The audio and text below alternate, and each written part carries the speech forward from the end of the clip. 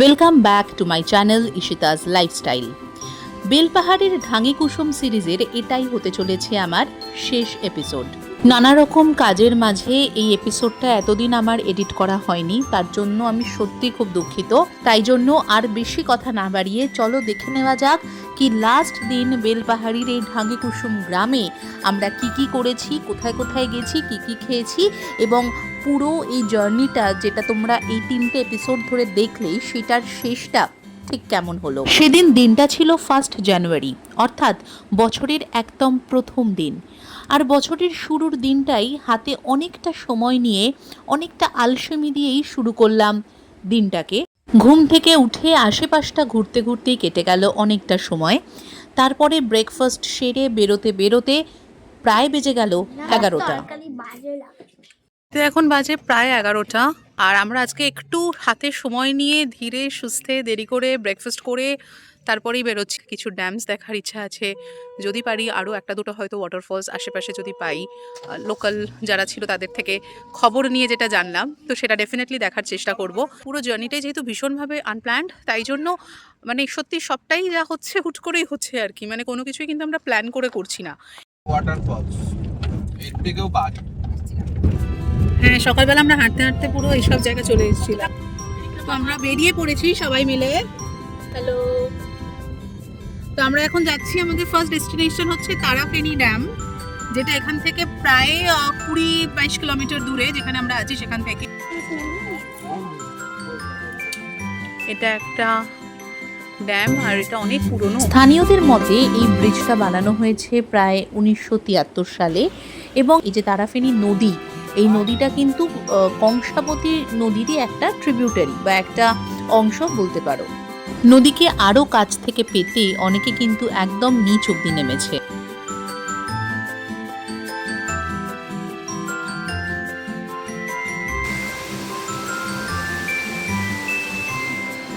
এই যে তারাফেনী ড্যামটার উপর আমরা দাঁড়িয়ে আছি, এটা মূলত এটা একটা নদী, এটা একটা ছোট্ট নদী, তারাফেনী নদী বলে এটাকে, যেখান থেকে এই ড্যামটা হয়েছে। এবং এখান থেকে যেরকমভাবে আমি জলটা দেখালাম, সেই জলটা বেরিয়ে এখানকার আশেপাশের সব জায়গায় সেই জলটাই কিন্তু যাচ্ছে। আর এই যে তারাফেনীর যে জলটা, এই জলটা কিন্তু মূলত আসছে মুকুটমণিপুর ড্যাম থেকে, এখানকার স্থানীয়রা সেটাই বলছে। তারাফেনী থ্রু দিয়ে এই বেলপাহাড়ির সমস্ত জায়গায় এই জলটা যাচ্ছে।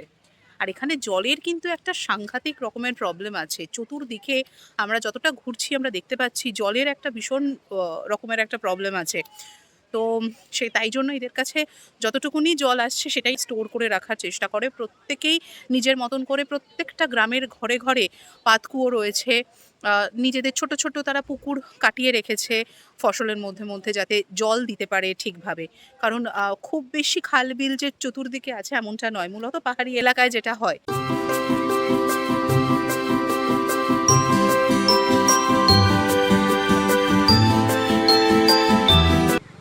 একটু চেষ্টা করছি নিচে নামার, নিচে নেমে ড্যামটাকে আরো কাছ থেকে দেখার। দেখা যাক কিছু দেখতে পাই কিনা ভালো। যেমন ভাবা তেমনি কাজ।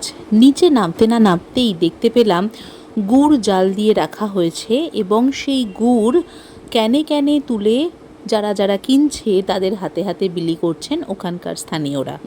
এবং এই যে গুড়, সেটা সারা রাত ধরে মাটির ভাঁড় বেঁধে রাখা হয় গাছে, সেখান থেকে নামিয়ে গুড় জাল দিয়ে সেই গুড় তারা ক্যানে ক্যানে তুলছে। শীতকালের এই গুড় বোধহয় ফেভারিট নয় এমন মানুষ কমই আছে, তাই জন্য গুড় দেখেই তো খুবই লোভ লাগলো।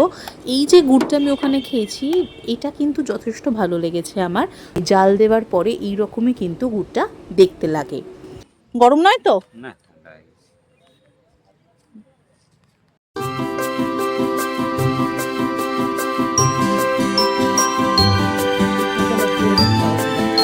এই দেখো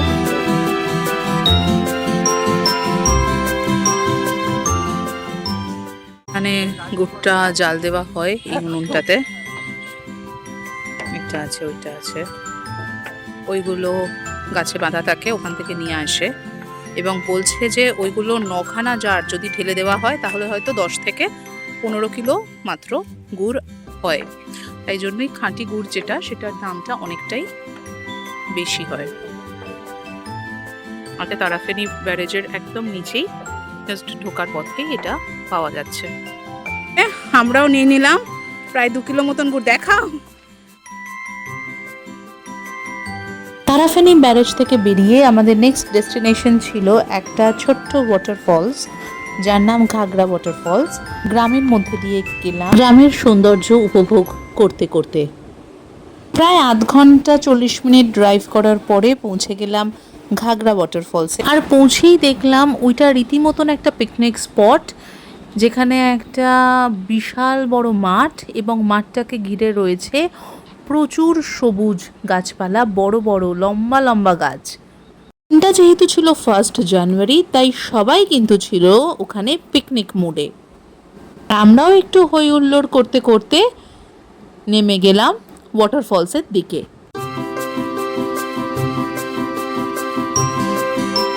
ঘাগরা ওয়াটারফলসের এইখানটা হচ্ছে পার্কিং এরিয়া, এবং এই জায়গাটা কিন্তু আজকে যেহেতু 1 জানুয়ারি প্রচণ্ড ভিড়, বিকজ সবাই এখানে পিকনিক মোডে আছে আর সবাই এখানে পিকনিক করছে। আমি তার একটা ঝলক দেখাচ্ছি।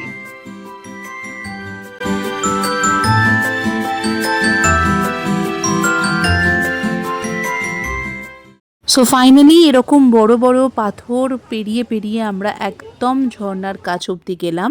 কালো পাথরের গিরিখাত বেয়ে বেয়ে চলা তারাফেনী নদী কিন্তু তৈরি করেছে এই জলপ্রপাত, যার নাম ঘাগরা জলপ্রপাত। এই ঘাগরা নামটাও এসেছে, তার একটা কারণ আছে। কারণটা হলো এই যে পাথরগুলো আছে, পাথরগুলো খানিকটা কালো কলসির মতন, আর সেই কলসি থেকে যেন নিরন্তর জলস্রোত বয়ে চলেছে।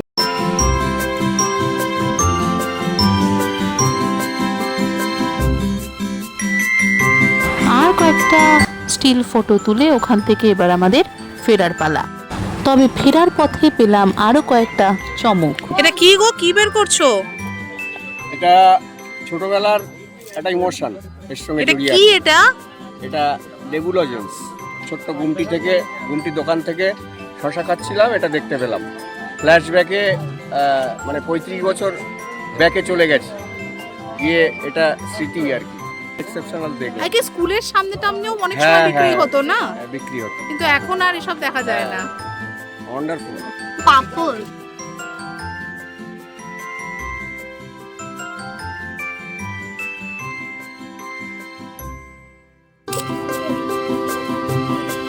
এক টুকরো ছোটবেলা।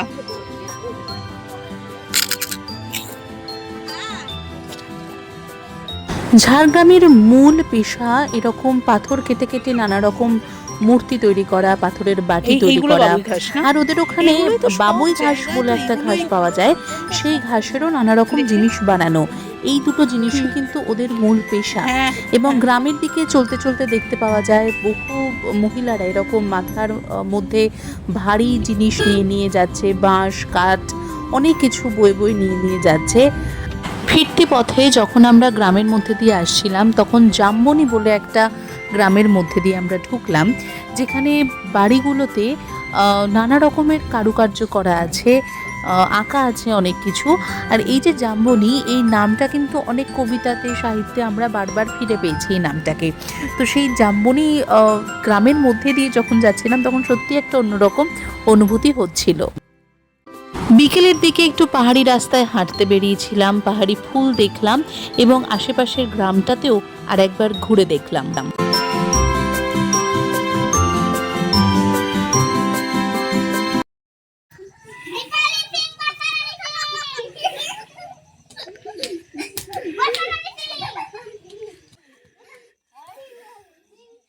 ময়ূর গ্রামে হাঁটতে হাঁটতে হঠাৎ চোখ পড়ল একটা ডালে বসে থাকা ময়ূরের দিকে।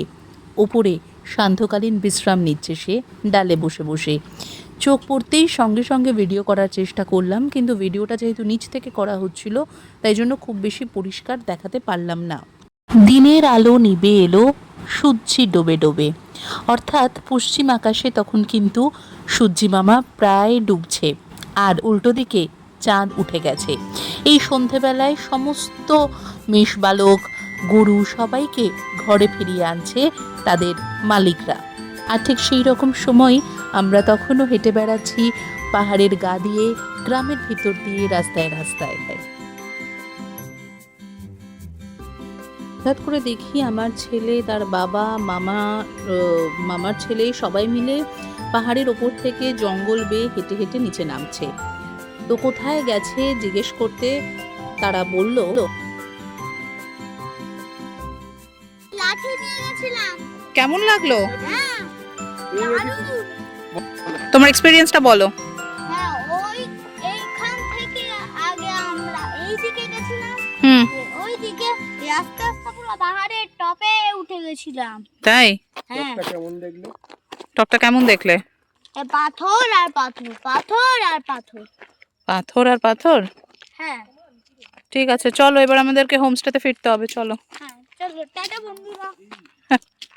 তো এই সময় সান্ধ্যকালীন পাহাড়ে আমরা আছি। আমি উঠতে পারিনি ওপরে, এরা গেছিল ট্রেক করে, গিয়ে এসেছে, এবং এতটাই ঘন জঙ্গল আর এখানে কেউ নেই আশেপাশে, তো একটু রিস্কি তো বটেই, কিন্তু সেই নিয়েও এক্সাইটমেন্টে ওপরে উঠে গেছে আর পাহাড়ের সন্ধে এরকমভাবে উপভোগ করছি অনেক দিন পরে। আর এই যে আমাদের দাদা, এই দাদার এখানে এসে আমরা ছিলাম, 2 দিন কাটিয়ে গেলাম। ভীষণ ভালো ব্যবহার পেয়েছি আর ভীষণ ভালো সার্ভিস পেয়েছি। দাদা নমস্কার। আচ্ছা দাদা, এখানে যারা আসতে চাইছে তাদের জন্য একটুখানি বলে দাও না গো, কিভাবে আসবে ডিরেক্টলি? ট্রেনে করে ঝাড়গ্রাম আসতে হবে। ট্রেনে করে ঝাড়গ্রাম স্টেশনে নামতে হবে। হ্যাঁ, গিয়ে ওইখান থেকে গাড়ি পেয়ে যাবেন। স্টেশন অনেক গাড়ি আছে এখানে। গাড়ি করে কি বলতে হবে? যে আমি বেলপাড়ে যাব, ভুদৌদি ঝর্ণা হোমস্টে। আচ্ছা, আর যারা ধরো গাড়ি করে আসছে? গাড়ি করে যারা আসছে খড়গপুর থেকে, চরঙ্গপুর থেকে লধাশলে, লধাশলে থেকে ঝাড়গ্রাম, ঝাড়গ্রাম হয়ে বেলপাড়া। আচ্ছা, আর তোমাদের এখানে যেই তোমরা চার্জটা করছো সেটা একদম ফুডিং লজিং সবকিছু নিয়ে আপনার 1200 টাকা করে ধরে পড়ে আর কি পার হেড পড়ছে, তাই তো? কেননা এইখান থেকে ধরো যারা রুম বুকিং করবে, ধরো খাবারের জন্য আপনাকে তো বেলপাড়ি যেতে হবে। হ্যাঁ হ্যাঁ, বেলপাড়ি এখান থেকে 14 কিলোমিটার। হ্যাঁ হ্যাঁ হ্যাঁ, অনেকটাই দূরে। শিল্পগ্রাম বলা হয়। হ্যাঁ, পাথরের ওই যে কাজ হচ্ছে। ও, ওই যে পাথরের কাজ করে করে যেহেতু এখানে এটা তো। প্রতিটা বাড়িতে এক সময় মানে সবাই পাথরের কাজ করতে হয়, ওই আচ্ছা হস্তশিল্পটাকে আর কি, যেটাকে শিল্পগ্রাম বলা হয়। আচ্ছা আচ্ছা। আজ সন্ধেবেলার স্ন্যাক্সের মেনুতে আছে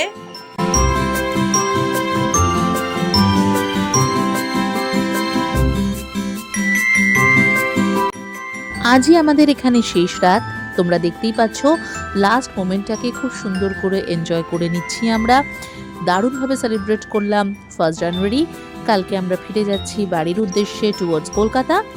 তারপর থেকে আবার চিরাচরিত অফিস লাইফ, নর্মাল যেরকম সবারই থাকে সেরকম আমাদেরও, তার মধ্যেই একটু অক্সিজেন আর অনেকখানি মেমোরিজ নিয়ে ফিরে যাচ্ছি আবার কলকাতায়। Good morning everyone. বেলপাহাড়ি থেকে আজ আমরা রওনা দেব। আজ 2 jan। ভালোই ঘুরলাম 2 দিন। আজ এখান থেকে আবার কলকাতার উদ্দেশ্যে রওনা দেব। থ্যাংক ইউ আমাদের সঙ্গে থাকার জন্য এতক্ষণ ধরে। আর আমি যেখানেই যাই আমি নানা রকম সেখানকার লাইফস্টাইল দেখানোর চেষ্টা করি আমি কিভাবে সেই জায়গাটা স্পেন্ড করেছি সেটা দেখাতে, কি খেয়েছি, কোথায় ঘুরেছি, সেসব কিছু দেখাতে। সেরকমভাবেই আমি এই ব্লগটাও দেখানোর চেষ্টা করেছি। আবার নিশ্চয়ই খুব তাড়াতাড়ি দেখা হবে অন্য কোনো একটা ব্লগে। ততক্ষণ পর্যন্ত সবাই ভালো থাকবেন and stay tuned with Ishita's Lifestyle.